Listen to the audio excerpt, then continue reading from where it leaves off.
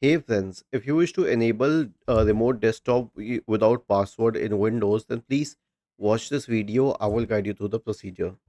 Search for registry editor in the Windows search bar and open the registry editor window.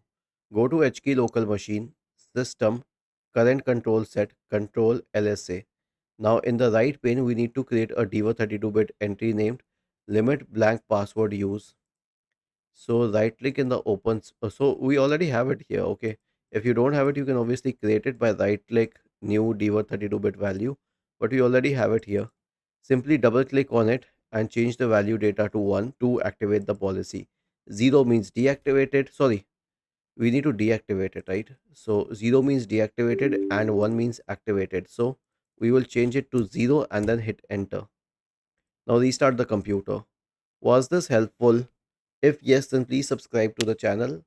If not, then let us know in the comment section of the video on how we could help you further. Thank you for watching this video and have a nice day.